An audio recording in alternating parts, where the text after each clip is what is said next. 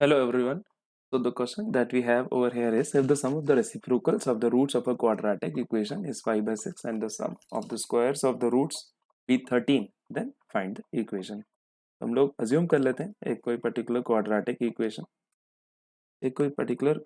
Equation हम लोग assume कर लेते हैं let it be x square plus b x plus c एक क्वाड्रेटिक इक्वेशन है जिसके हम लोग अज्यूम कर लेते हैं कि एक्स एंड वाई जो है उसके रूट्स हैं एक्स एंड वाई उसके रूट्स हैं दैट मीन्स आपको दिया हुआ है कि सम ऑफ रेसिप्रोकल्स जो है उसके रूट्स का that means 1/x plus 1/y आपको दिया रखा है विच इज 5/6 इसको आप फर्दर कैलकुलेट करेंगे that you will get it as x plus y upon x y is 5/6 तो expressing x y in terms of x plus y you get it as इसको आप एक्सप्रेस करेंगे अगर तो आ जाएगा 6/5 times of x plus y is nothing but xy.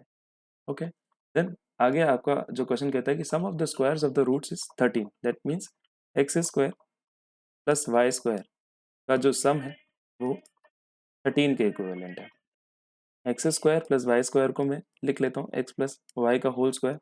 X plus y का whole square जब मैंने इसको लिखा तो प्लस 2xy जो एक्स्ट्रा टर्म आपकी बच जाती है इसलिए आपने उसको -2xy करके लिख दिया जो कि बराबर हो जाएगा आपके 13 के.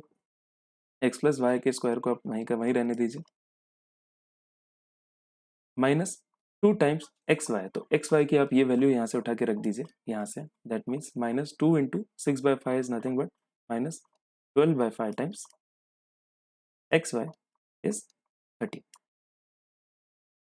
Sorry -12/5 times it's is x plus y क्योंकि आपने यहाँ पे उसको कन्वर्ट कर लिया है राइट. तो यहाँ पे आप एक्स प्लस वाई को कोई भी एक जनरल टर्म ले लीजिए एम ले लीजिए.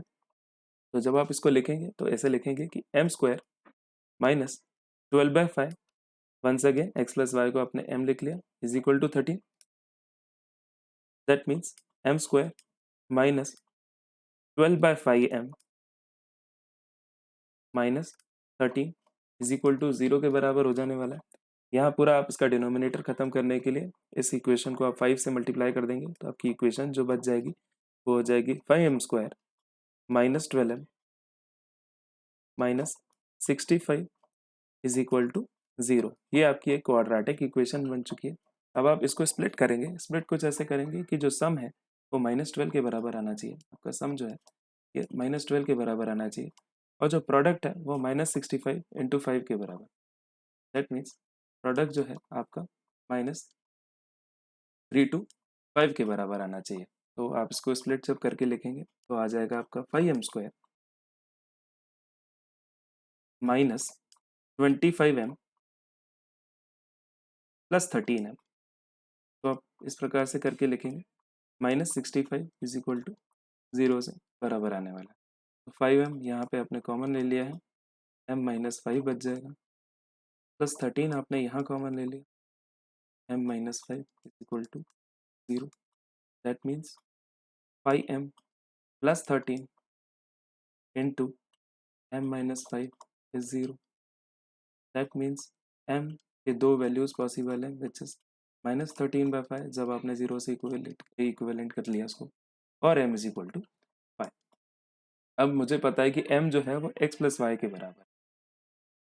m जो है वो x प्लस वाई के बराबर है. तो x प्लस वाई की दो वैल्यूज हैं मेरे पास विच इज -13/5 और x प्लस वाई की एक और वैल्यू है मेरे पास जो कि आने वाली है 5. ये आप ऑलरेडी कैलकुलेट कर चुके हैं. अब x plus y is nothing but ये आपके रूट्स हैं क्वाड्रेटिक इक्वेशन के. तो सम ऑफ रूट्स आपको ऑलरेडी पता है. देख लेते हैं कि इन पर्टिकुलर क्वाड्रेटिक इक्वेशंस को बनाने के लिए आपको प्रोडक्ट ऑफ रूट्स की भी जरूरत पड़ेगी. एक्स वाई जो प्रोडक्ट ऑफ रूट्स रहता है तो आई नो ये वाले चीज़ से मुझे पता है कि मैं प्रोडक्ट ऑफ रूट जो है वो एक्स प्लस वाई के उससे निकाल सकता हूँ. दैट मीन्स फर्स्ट केस में आपका आ जाने वाला है 6/5 टाइम्स ऑफ -13/5. दैट मीन्स आपका प्रोडक्ट ऑफ रूट जो है आप लिख सकते हैं -78 अपॉन 25 आप इस केस में लिख सकते हैं. इस केस में भी आप इसका 6/5 टाइम्स कर लेंगे यानी प्रोडक्ट ऑफ रूट जो है आपका आ जाने वाला है एक्स वाई जो है वो 6. अब मेरे पास दो ऐसी इक्वेशंस मैं फॉर्म कर सकता हूँ क्योंकि दो अलग अलग मेरे पास चीज़ें गिवन है. तो देखते हैं किस प्रकार से इस चीज़ को हम लोग लिख सकते हैं। पहले तो नोट डाउन कर लेते हैं। एक चीज़ में आपका आ गया है सम ऑफ रूट इज -13/5 और इस केस में आपका प्रोडक्ट ऑफ रूट जो है वो आया है -78/25 और दूसरा जो आपका केस है उसमें आपका सम ऑफ रूट्स 5 है और product of roots 6। Sum of roots is 5 and product of roots is 6। अब मुझे पता है कि जो सम ऑफ रूट्स के लिए होता है -b/a चीज़ यूज़ होती है, तो मुझे पता है -b/a जो है वो -13/5 के इक्विवेलेंट है, या मैं इसको लिख सकता हूँ ये इक्विवेलेंट है -65/25 के। This is just to make the denominator equivalent. यहाँ पे क्योंकि उसके प्रोडक्ट ऑफ रूट्स में 25 डिनोमिनेटर था तो हम लोग ने 5 मल्टीप्लाई कर लिया। तो c/a जो है वो मुझे पता है प्रोडक्ट ऑफ रूट्स है विच इज इक्वल टू -78/25। तो यहाँ से जब आप इक्विलेट कर लेंगे तो आ जाएगा आपका a की वैल्यू आपकी आ जाएगी 25, राइट, और b की वैल्यू -65 है, दैट मीन्स b जो है वो 65 हो जाएगा और c की वैल्यू आ जाएगी सिमिलरली -78। तो as I know ax² + bx + c के फॉर्म में थी मेरी इक्वेशन, ax² + bx + c के फॉर्म में मेरी इक्वेशन आती है।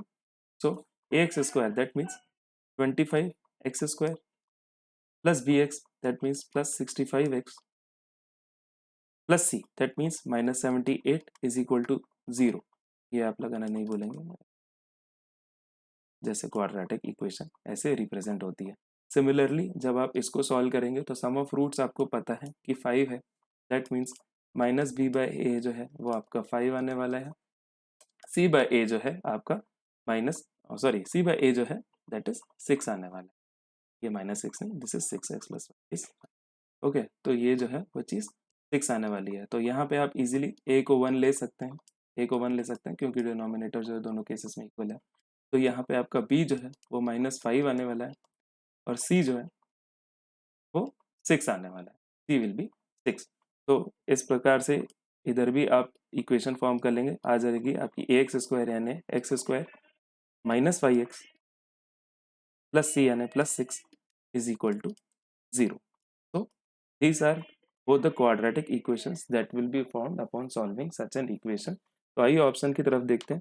So yes, I have this 25x² + 65x - 78 आपने ये वाली इक्वेशन बनाई और उसके बाद आप देखें x² -5x + 6 x² -5x + 6 भी बनेगी। So yes, the right answer will be option C, which is both A and B, which is the correct answer।